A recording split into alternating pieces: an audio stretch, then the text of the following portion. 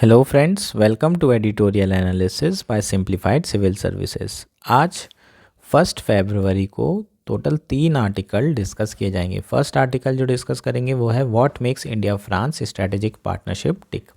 ये आर्टिकल हम पहले भी डिस्कस कर चुके हैं। इंडिया फ्रांस के बायलैटरल रिलेशन पे एक पूरा मेंस का क्वेश्चन प्रिपेयर किए थे। उसमें हम कुछ वैल्यू एडिशन कर सकते हैं, कुछ नए प्रोजेक्ट हैं उनकी बात की जाएगी। प्रीलिम्स पर्सपेक्टिव से एआईपी की चर्चा करेंगे, air independent proportion system in submarine. ये क्या होता है, इसके क्या एडवांटेजेस होते हैं, इसको समझेंगे।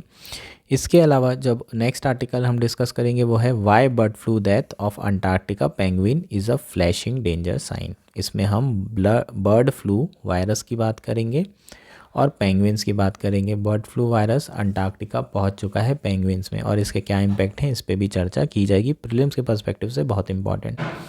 लास्ट आर्टिकल हमारा what to watch in budget. यह आर्टिकल इंडियन एक्सप्रेस में आया है और इसमें हम जो है ट्रेंड्स की बात करेंगे। फिस्कल डेफिसिट के पिछले 10 साल के ट्रेंड क्या हैं, रेवेन्यू डेफिसिट के पिछले 10 साल के ट्रेंड और प्राइमरी डेफिसिट के 10 साल के ट्रेंड, इन सब की डेफिनेशन समझेंगे। बजट एस्टीमेट और रिवाइज एस्टीमेट में डिफरेंस क्या है ये सब समझेंगे। कल बजट आने वाला है, बहुत इंपॉर्टेंट आर्टिकल है आपके प्रीलिम्स 2024 के लिए। अगर आपको हमारा कंटेंट पसंद आ रहा है तो प्लीज़ लाइक करिए, शेयर करिए, कमेंट करिए एंड सब्सक्राइब करिए। सिंप्लीफाइड सिविल सर्विसेज के द्वारा 2024 यूपीएससी के लिए और 2025 यूपीएससी एस्पिरेंट्स के लिए फ्री मेंटरशिप प्रोग्राम शुरू किया जा रहा है।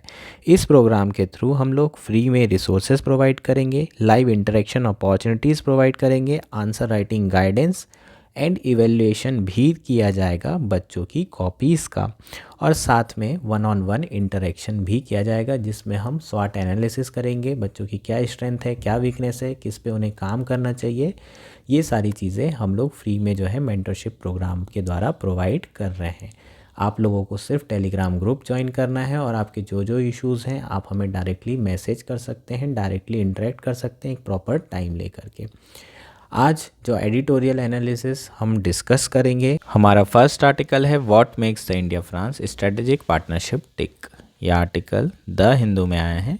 GS2IR मेंस के पर्सपेक्टिव से काफ़ी इंपॉर्टेंट है, प्रीलिम्स 2024 के पर्सपेक्टिव से भी इम्पॉर्टेंट है। मेंस के पर्सपेक्टिव से बात कर लेते हैं। हमने ऑलरेडी इंडिया फ्रांस के रिलेशनशिप के ऊपर एक क्वेश्चन मेंस का प्रिपेयर कर चुके हैं। अगर आपने नहीं देखा है वीडियो तो आप 4-5 दिन पहले का एडिटोरियल एनालिसिस देखिए। उसमें हमने अलग अलग डायमेंशन में इंडिया और फ्रांस के रिलेशनशिप की डीपनिंग की बात की है।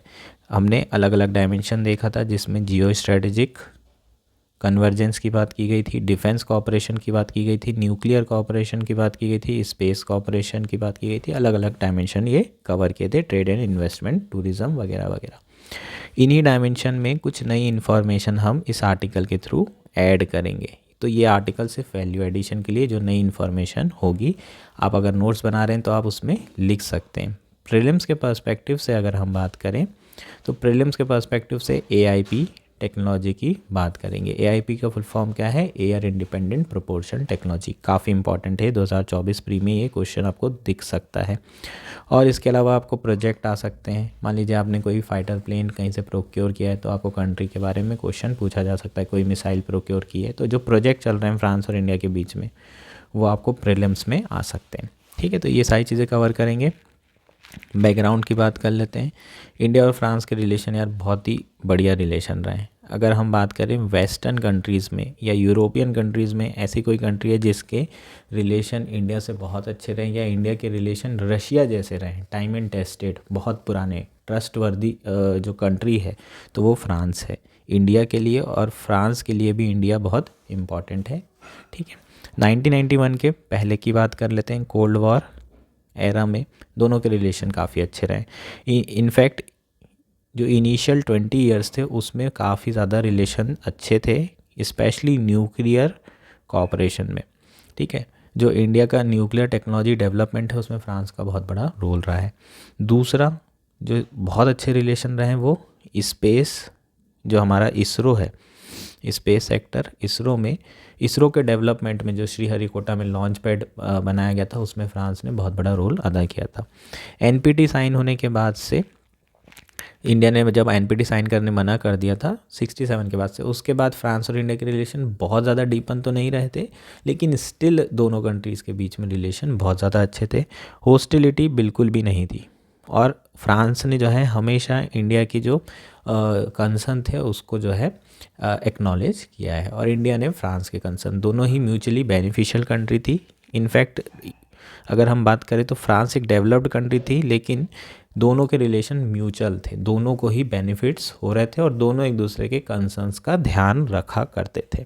ठीक, 1998 की बात करें, इंडिया ने अपने आप को जब न्यूक्लियर डिक्लेयर कर दिया, उसके बावजूद भी जो है फ्रांस ने इंडिया को क्या नहीं किया, फ्रांस ने इंडिया को कंडेम नहीं किया। और उसके बाद पहली कंट्री थी फ्रांस जो कि यूरोपियन कंट्री थी जिसने इंडिया के साथ स्ट्रेटेजिक पार्टनरशिप एग्रीमेंट साइन किया, और उसके अभी 25 ईयर्स कंप्लीट हुए हैं, और इसलिए बहुत ज़्यादा चांसेस हैं कि ये आपको क्वेश्चन इस साल मेंस में दिख जाए।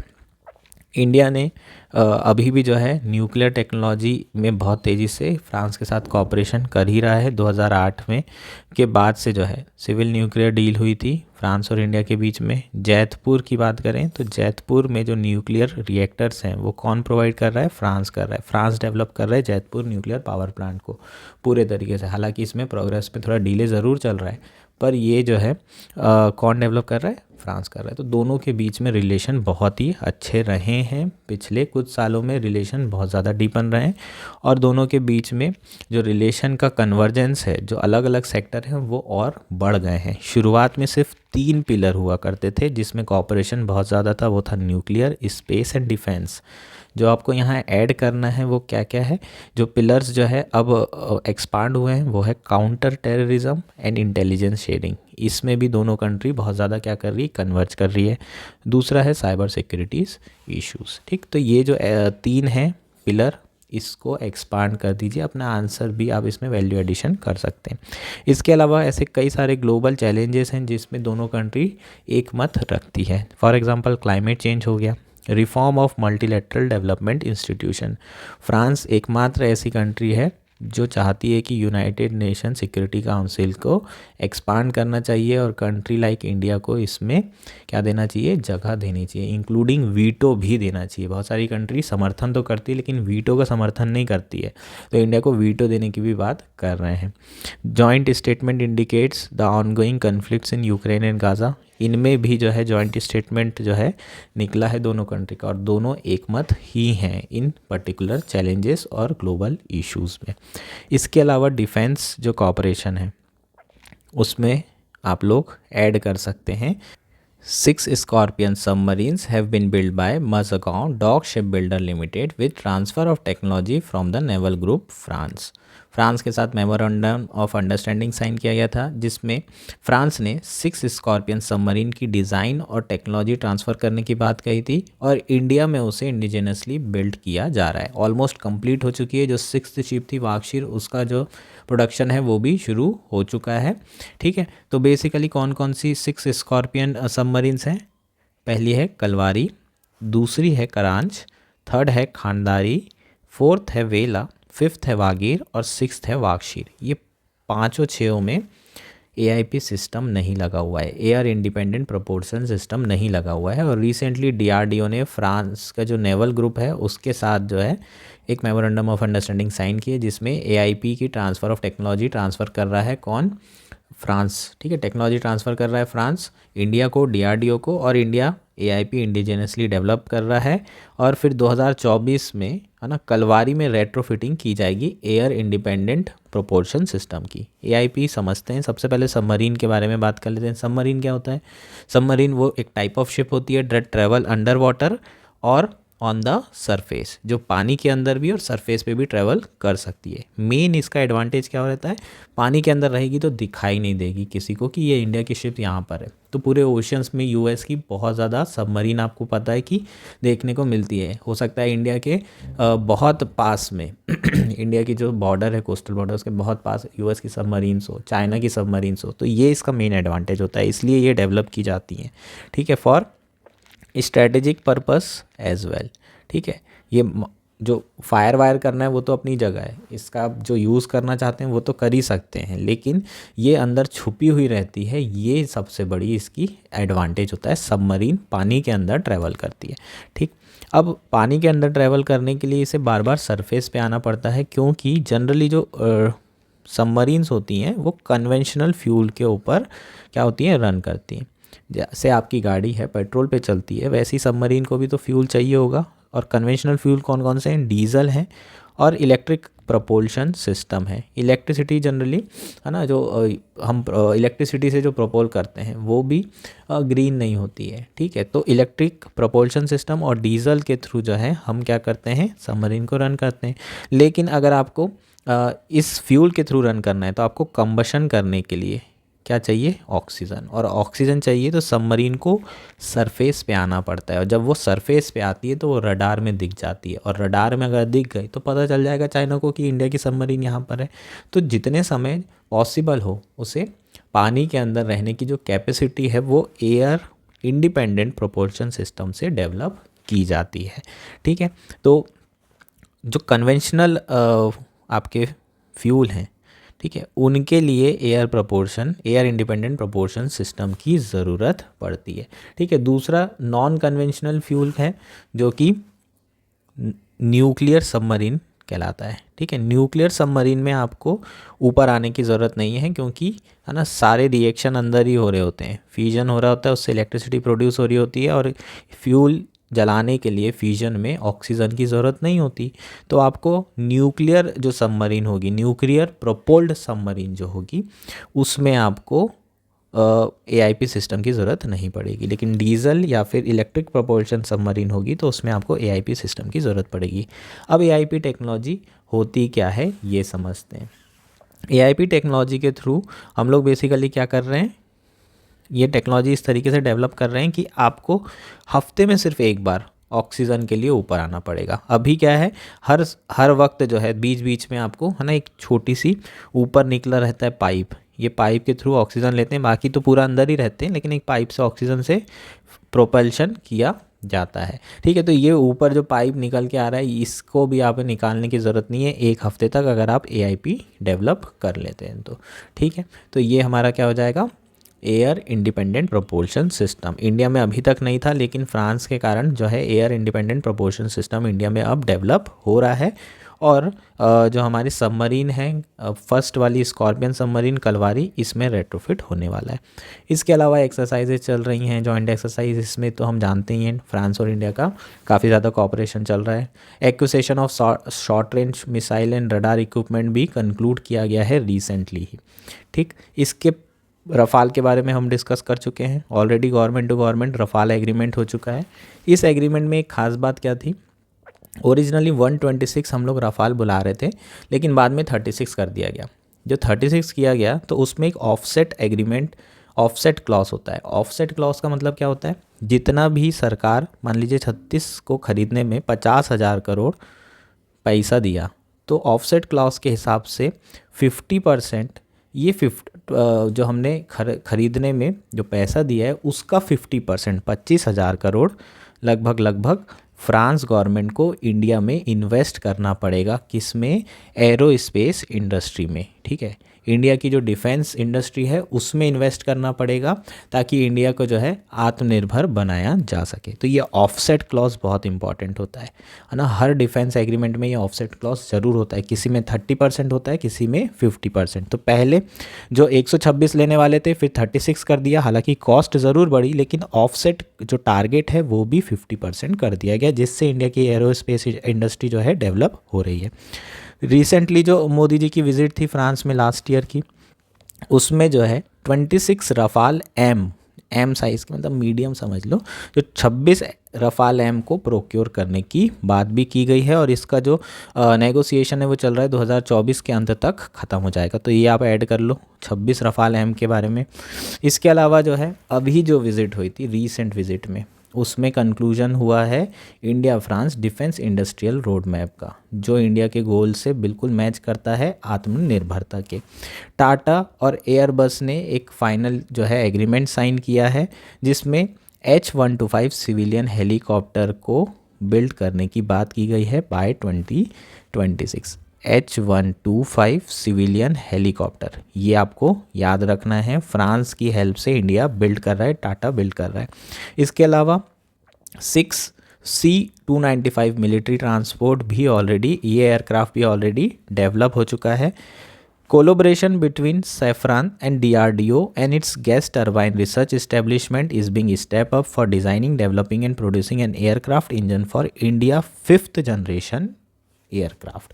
ठीक है, तो जो इंडिया के 5th जनरेशन एयरक्राफ्ट हैं, जो फाइटर प्लेन है, उसके लिए जो इंजन बनाना है, उसके लिए भी DRDO और साफ्रान, वहाँ की कंपनी है फ्रांस की, इन दोनों के बीच में मेमोरेंडम ऑफ अंडरस्टैंडिंग साइन हुई है। दोनों में क्या हुआ है, दोनों में बातचीत हुई है और कहा गया है कि 100% ट्रांसफ़र ऑफ टेक्नोलॉजी के साथ इंडिया को दिया जाएगा। इंडिया खुद का जो है aircraft engine for 5th generation develop कर पाएगा। ठीक, तो ये सारी चीज़ें आप ऐड कर सकते हैं अपने डिफेंस के डायमेंशन में। ठीक, ये आपकी सारी चीज़ें हो जाएगी। इसके अलावा जो बचा एक्स्ट्रा चीज़ है इसमें, वो है चैलेंज। एक जो इम्पॉर्टेंट चैलेंज यहाँ दिया हुआ है, जो हमने शायद डिस्कस नहीं किया था, G2G कॉपरेशन बहुत अच्छा है, लेकिन B2B और P2P कॉपरेशन में अभी भी चैलेंजेस है ना। बिजनेस और पीपल टू पीपल कॉपरेशन बहुत अच्छे लेवल पर नहीं है, G2G एकदम नेक्स्ट लेवल पर है, और ये अभी P2P और B2B ये अभी नेक्स्ट लेवल पर नहीं पहुंच पाए, तो ये एक चैलेंज है दोनों कंट्रीज़ के लिए। ठीक, नेक्स्ट अगर बात करें तो जो एक सक्सेस स्टोरी है दोनों कंट्री के बीच में, वो है इंडियन स्टूडेंट्स जो है फ्रांस में जाकर हायर एजुकेशन ले रहे हैं और इसके नंबर लगातार बढ़ रहे हैं। 10 साल पहले लगभग 3000 से कम लोग थे, बच्चे थे जो कि फ्रांस में जाके पढ़ रहे थे। अब लगभग 10,000 बच्चे हैं जो फ्रांस में जाके पढ़ रहे हैं और 2030 का टारगेट किया गया है 30,000। 5 साल का शेंगन वीज़ा प्रोवाइड किया जा रहा है इंडियंस स्टूडेंट को जो पोस्ट ग्रेजुएट कोर्स कर रहे हैं। शेंगन वीज़ा के बारे में आप तो सब जानते होंगे, जितने भी यूरोपियन कंट्रीज़ हैं, है ना, यूरोपियन यूनियन की कंट्री, उन्हें वहाँ के लोगों को शेंगन वीज़ा प्रोवाइड किया जाता है। अगर शेंगन वीज़ा मिला है तो आप यूरोप में, यूरोपियन यूनियन के अंदर कहीं भी घूम सकते हो बिना किसी झंझट के।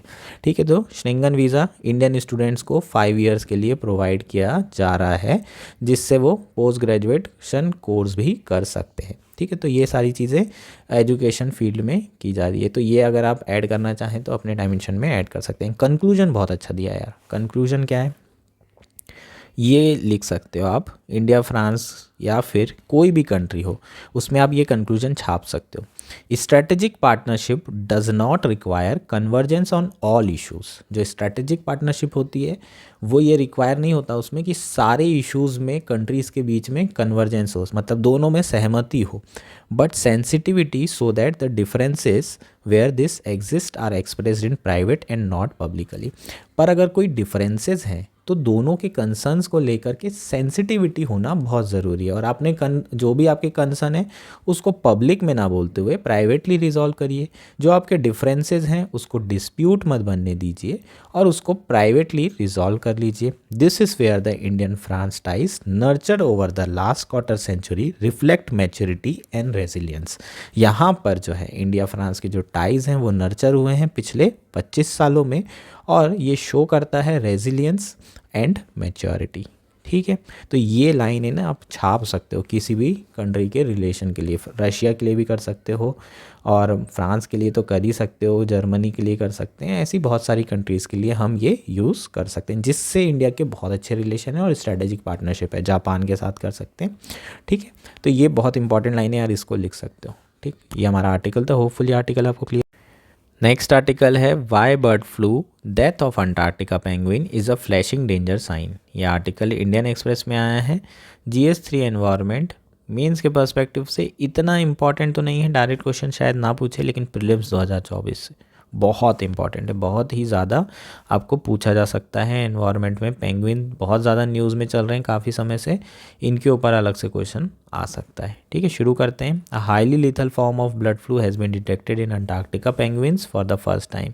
जो अंटार्कटिका के पेंगुइन हैं उनमें पहली बार H5N1 blood flu virus detect किया गया है, जो कि बड़ा चिंता का विषय है। रिसेंटली 2 जेंटो पेंगुइन्स हैं, उनकी डेथ कंफर्म की गई है H5N1 के कारण हुई थी, जो कि कहाँ मिले हैं, sea lion island in the Falkland island, a British territory, है ना। फॉकलैंड आइलैंड के बारे में तो आप जानते ही हो, लैटिन अमेरिका, साउथ अमेरिका जो सदर्न पार्ट है ना, ये है फॉकलैंड आइलैंड, ठीक है। ये डिस्प्यूटेड आइलैंड है, किस किस के बीच में चल रहा है, यूके के बीच में और अर्जेंटीना के बीच में। अर्जेंटीना ने 1982 में इन्वेड भी किया था। अर्जेंटीना क्लेम करता है कि फॉकलैंड आइलैंड जो है उसका है ना। हिस्ट्री बताती है कि फॉकलैंड आइलैंड अर्जेंटीना का है, पर यूके छोड़ने का तैयार नहीं है, जो है ना। ये उस समय जो कॉलोनी बनाए थे उस समय से यहाँ पर रह रहे हैं, 1800 समथिंग से यहाँ पर रह रहे हैं। और यूके का जो आर्गूमेंट है वो ये है कि लोग नहीं चाहते हैं, अगर लोग चाहेंगे तो हम छोड़ के चले जाएंगे। तो लोग चाहते हैं कि यूके इस टेरिटरी को कंट्रोल करे, तो जब वहाँ पर रहने वाले लोगों को कोई दिक्कत नहीं है तो अर्जेंटीना को इशू नहीं होना चाहिए। तो ये यूके का आर्गूमेंट है। और अर्जेंटीना का आर्गूमेंट ये है कि ट्रेडिशनली ये हमारा हुआ करता था, तो ये हमारा होगा, आप हमें टेरिटरी अपनी वापस कीजिए। तो डिस्प्यूट है फॉकलैंड आइलैंड का। उस फॉकलैंड आइलैंड में सी लायन आइलैंड है ये, ठीक है। तो ये फ़ोटो देख लो, गलती से न्यूज़ में आ गया तो पता होना चाहिए, सी लायन आइलैंड, ठीक। सी लायन एक चीज़ याद रखना, है ना, सी का लायन नहीं है, ये अलग एनिमल होता है, ठीक। तो बेसिकली इस पर्टिकुलर आइलैंड में H5N1 के कारण पेंगुइन्स की डेथ हो रही है। और अंटार्कटिका में भी पेंगुइन्स में फर्स्ट टाइम जो है बर्ड फ्लू वायरस पाया गया और बड़ा चिंता का विषय है। Why the death matters, the penguins are already under pressure. क्या क्या थ्रेट हैं, climate change, pollution and commercial fishing, ये 3 इश्यूज तो पहले से ही थे, अब बर्ड फ्लू अलग आ गया है। इस वायरस के कारण भी बहुत ज़्यादा पेंगुइन्स खतरे में हैं। द 3 अंटार्कटिका पेंगुइन स्पीसीज, ठीक है, ये तीनों स्पीशीज़ के नाम याद रखना है प्री के पर्सपेक्टिव से, emperor penguins, southern rock hopper penguins and macaroni penguins, ठीक है। मैकरोनी, है ना, मैक्रोनी खाते हैं, बिल्कुल उससे याद रखो इसको। Are listed as vulnerable and near threatened, ठीक है। तो वनरेबल और नियर थ्रेटन कौन कौन से हैं, आप जो है इसे लिख सकते हैं, अलग से नोट्स बना सकते हैं। Extent of the threat, threat की बात कर लेते हैं, कितना ज़्यादा थ्रेट है। Before H5N1 arrived in Antarctica region last fall, highly pathogenic bird flu virus have never been documented in the area. That means the penguins are likely to have little existing immunity and because they breed in large crowded colony, once one penguin is infected the virus could spread rapidly causing mass mortalities। पहले कभी भी Antarctica में H5N1 virus नहीं पाया गया, तो इन जो penguins हैं इनके पास इम्यूनिटी ना के बराबर है। और चूंकि ये ब्रीड एक साथ करते हैं, क्राउडेड ब्रीड करते हैं, तो एक को भी अगर गलती से हो गया तो पूरे के पूरे पेंगुइन्स को ये वायरस फैल सकता है, स्प्रेड कर सकता है और उसके कारण मास मोर्टलिटी हो सकती है। हज़ारों पेंगुइन्स एक साथ मारे जा सकते हैं और इसलिए ये बड़ा चिंता का विषय है। लास्ट ईयर चिली में जो है death of 1000 of Humboldt penguins जो है हमें रिपोर्ट मिली थी। लगभग 1000 से ज़्यादा जो है पेंगुइन्स मारे गए थे चिली में लास्ट ईयर, है ना, H5N1 के कारण ही, ठीक है। ये स्प्रेड जो है साउथ अमेरिका में पहुंच चुका है और फर्स्ट टाइम अंटार्कटिका में भी आ गया है, ठीक है। Scientist are worried, why scientist are worried, because scientist the virus which emerge in 2020 has taken an unprecedented toll on wild birds and mammals. The Antarctica region provide critical breeding territory for more than 100 million birds as well as seals, sea lion and other marine mammal. If the virus arrived in the region, its impact on those animals could be immense. ठीक है, तो सिर्फ penguins की चिंता नहीं है, उसके अलावा भी 100 ऑफ मिलियन ऑफ बर्ड्स का ये ब्रीडिंग ग्राउंड है अंटार्कटिका। और अगर एक को होगा तो बाकी सारे मैमल्स भी खतरे में आ सकते हैं, जैसे कि सील्स हो गया, सी लायंस हो गया और अदर मरीन मैमल्स हो गए, ठीक है। सी लायंस लायन नहीं है, एक बार इसको सर्च करके फ़ोटो देख लेना, आपको समझ में आ जाएगा, ठीक। तो ये बहुत बड़ा खतरा हो सकता है। होपफुली आपको ये आर्टिकल क्लियर है। हमारा लास्ट आर्टिकल है what to watch in budget. ये आर्टिकल इंडियन एक्सप्रेस में आया है। GS3 इकॉनमी के पर्सपेक्टिव से इम्पॉर्टेंट है, मेंस के पर्सपेक्टिव से इम्पॉर्टेंट है क्योंकि डेटा बेस्ड आर्टिकल है। आप डेटा जो है यूज़ कर सकते हैं अपने आंसर को जस्टिफाई करने में। और प्रीलिम्स के पर्सपेक्टिव से हाईली इंपॉर्टेंट 2024 के लिए ट्रेंड्स पूछे जा सकते हैं आपको, फिस्कल डेफिसिट के, रेवेन्यू डेफिसिट के, पिछले 10 सालों में फिस्कल डेफिसिट के ट्रेंड्स क्या रहे, बड़ा कम हुआ, बिल्कुल ऐसे क्वेश्चन बहुत आते हैं। ठीक है, तो शुरू करते हैं आर्टिकल। ट्रेंड की बात करेंगे। इंपॉर्टेंट ट्रेंड है फिस्कल डेफिसिट, रेवेन्यू डेफिसिट और प्राइमरी डेफिसिट। फिस्कल डेफिसिट आप सभी जानते हैं क्या होता है, total expenditure minus total revenue. ठीक, टोटल एक्सपेंडिचर मान लीजिए 1000 करोड़ है और टोटल रेवेन्यू 700 करोड़ है, तो टोटल जो है 300 करोड़ हमारा क्या होगा, फिस्कल डेफिसिट हो जाएगा। ये जो 300 करोड़ है ये हमने कहीं से लाए होंगे तभी तो खर्चा किए, बोरोइंग की होगी। इसका मतलब अगर हम लोग सिर्फ टोटल बोरोइंग निकाल लें तो वो फिस्कल डेफिसिट के बराबर होगी, होना ही चाहिए, क्योंकि बाकी तो हमारा रेवेन्यू से हो जा रहा है, लेकिन जो एक्स्ट्रा पैसा है वो हमें बाहर से या तो रेंट में मतलब लोन में लेना पड़ रहा है, तो वो जो बोरोइंग होगी वो हमारी क्या होगी, फिस्कल डेफिसिट नंबर होगा। रेवेन्यू डेफिसिट क्या होता है, रेवेन्यू एक्सपेंडिचर माइनस रेवेन्यू, ठीक है, रिसीट्स। रेवेन्यू एक्सपेंडिचर क्या होता है यार, डे टू डे एडमिनिस्ट्रेशन में जो खर्चा करते हैं ना उसको हम रेवेन्यू एक्सपेंडिचर बोलते हैं। फॉर एग्जांपल सैलरीज हो गया, पेंशन्स हो गई, ठीक है, one one OROP, one rank one pension, ठीक है, ये आपको मिलिट्री वाला मुद्दा याद होगा। तो पेंशन्स वगैरह ये सारी चीज़ें कहाँ से एक्सपेंडिचर होता है, रेवेन्यू एक्सपेंडिचर कहलाता है। अगर हम रिसीट की बात करें तो टैक्स रिसीट्स हैं और नॉन टैक्स रिसीट दोनों आ जाएगी रेवेन्यू रिसीट्स में। ठीक है, तो ये हमारा क्या हो जाता है, रेवेन्यू एक्सपेंडिचर हो जाता है। इसमें कैपिटल एक्सपेंडिचर और कैपिटल रिसीट्स दोनों इंक्लूड नहीं होती है, लेकिन फिस्कल डेफिसिट में capital expenditure and capital receipts दोनों इंक्लूड होती है। लास्ट है हमारा प्राइमरी डेफिसिट। इसका फॉर्मूला क्या है, fiscal deficit minus net interest payment liability. ठीक है, इसको माइनस कर दो जितनी नेट इंटरेस्ट पेमेंट लायबिलिटी है, तो हमारा क्या आ जाएगा, प्राइमरी डेफिसिट आ जाए। अब ट्रेंड देख लेते हैं फिस्कल डेफिसिट के। ठीक, 2013-14 का देखो 4.5% था, 14-15 में 4.1 हुआ, 14-15-16 में 3.9, 3.5, 3.5, 17-18 तक लगातार जो है हमारा जो फिस्कल डेफिसिट है कम हुआ। और ये क्यों कम हुआ, फिस्कल कंसोलिडेशन टारगेट के कारण। हमने टारगेट किया था कि फिस्कल कंसोलिडेशन करेंगे, लेकिन 18-19 के बाद से जो है, ठीक है, वापस जो है हमें देखने को मिलता है कि जो फिस्कल डेफिसिट है वो बढ़ रहा है। ठीक है, बढ़ के 4.6 हुआ और फिर 9.2 कोविड के कारण। उसके बाद हमने वापस फिस्कल कंसोलिडेशन शुरू किया और 9.2 से 6.7, 6.4 और 5.9। ठीक है, यहाँ पर क्या लिखा है, बजट एस्टिमेट, और एक लिखा है रिवाइज एस्टिमेट। बजट एस्टिमेट और रिवाइज एस्टिमेट में क्या फ़र्क होता है, जब बजट पेश किया जाता है तो उसमें नेक्स्ट ईयर के लिए प्रोजेक्शंस किए जाते हैं कि इस साल हमें इतना एक्सपेंडिचर करेंगे और इतना रेवेन्यू आएगा, उसको बोलते हैं बजट एस्टिमेट। और जब हम वो रियलाइज़ करते हैं, है ना, जैसे कि पूरा साल ख़त्म हो गया तो उस समय कितना जो है एक्सपेंडिचर हमने कितना एक्सपेंडिचर किए हैं और कितना रेवेन्यू आया है रियल में, है ना। एक में प्रोजेक्शन होता है, एक साल पहले से डिसाइड कर लेते हैं कि इतना आएगा और इतना हम खर्चा करेंगे, और फिर एक साल बाद हमें पता चलता है कि कितना आया और कितना खर्चा किया। जब रियल हमें पता चलता है उसे हम बोलते हैं रिवाइज एस्टिमेट, और जो हम प्रोजेक्शन करते हैं उसे हम बोलते हैं बजट एस्टिमेट। ठीक, इसके बाद रेवेन्यू डेफिसिट की बात करें तो वो भी लगातार कम हुआ है, उसके बाद वो भी बढ़ा है और वो भी अब कम हो रहा है। सिमिलरली प्राइमरी जो डेफिसिट है वो भी इसी तरीके से हमें ट्रेंड देखने को मिल रहा है। तो ना स्टेडली डिक्लाइन हो रहा है ना स्टेडली इंक्रीज हो रहा है, लेकिन अगर हम बात करें 2013-14 से 18-19 तक, इन 5 सालों में लगातार गिरा है। ठीक, उसके बाद बढ़ा और गिरा।